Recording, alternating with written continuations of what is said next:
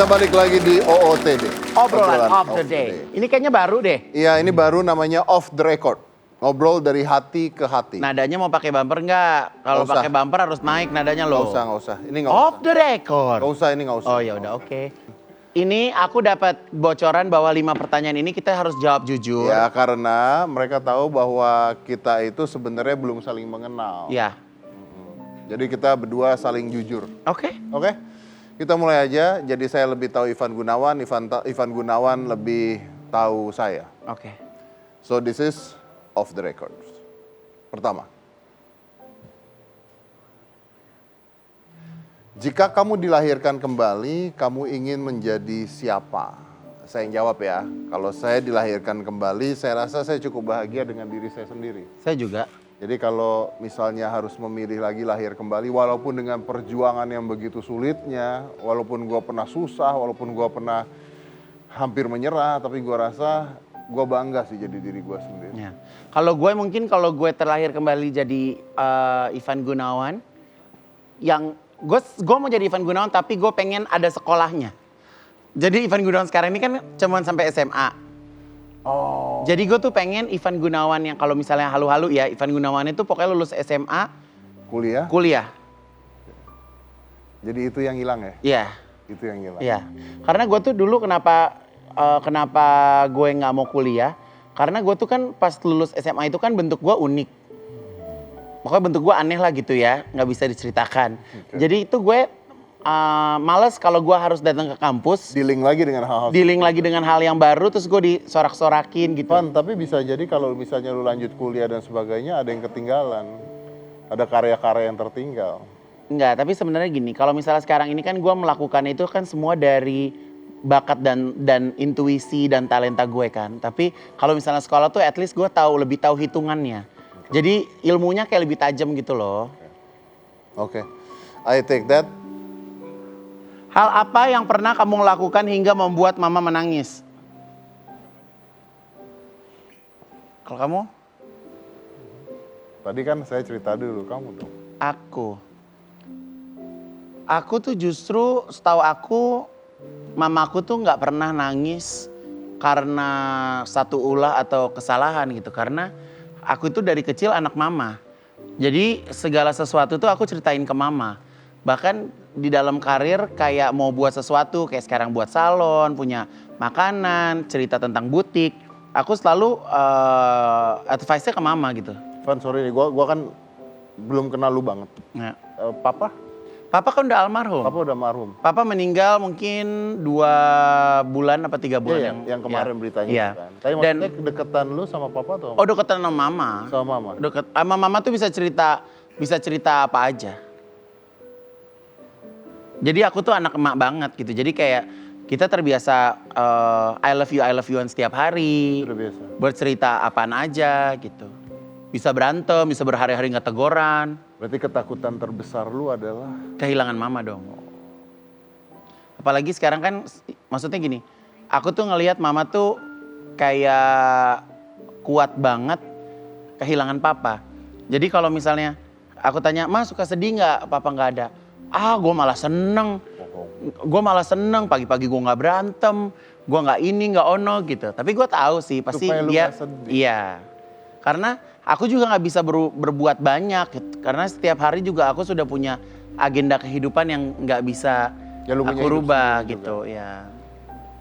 Lu kenapa sedih sih? Enggak. Sedih. Masa sih? Lu tante dengerin ceritanya Ivan sedih lo ngomong seperti ini, Ivan sedih banget. Tapi Dad, gue itu orangnya jarang banget nangis kalau jarang banget ya nangis gitu. Tapi ada momen sama mama tuh kalau lagi nangis berdua ya nangis gitu. Kalau apa?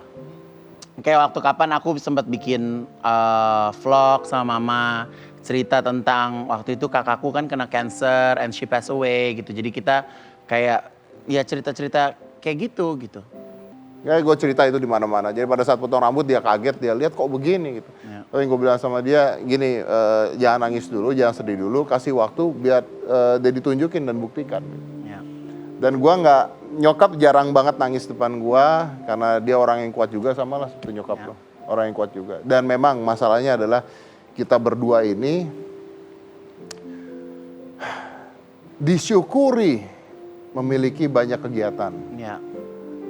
Yang salah atau mungkin yang kurang adalah karena kita punya kehidupan kan kegiatan, akhirnya waktu kita akhirnya jadi kurang. Ya.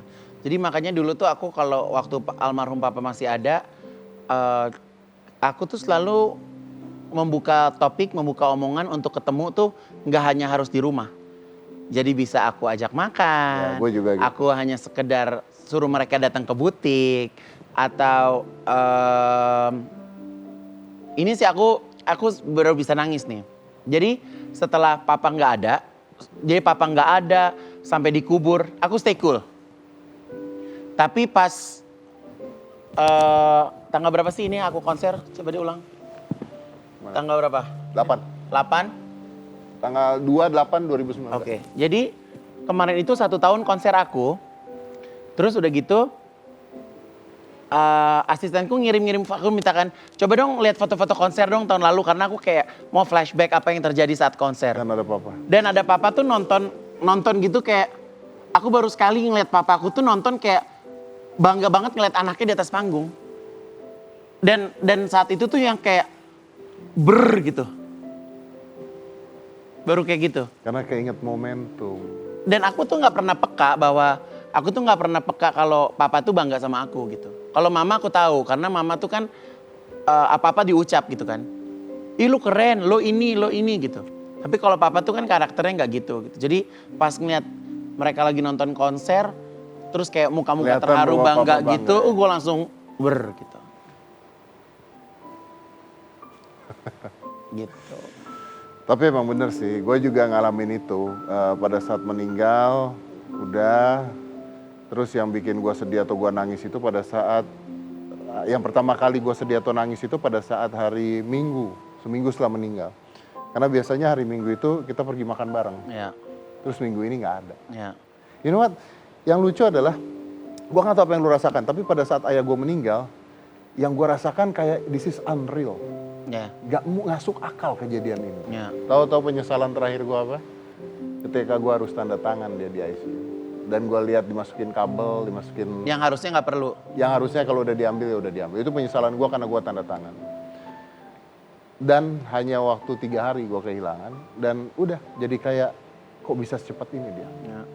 Tapi gue yakin bokap lu pasti bangga sama lu. Gue yakin bokap gue pasti bangga sama gue. Amin. Gue yakin mereka berdua pasti bangga. And this is for our dad lah ya yang ada di atas sana ya. I think we need to say we both love you.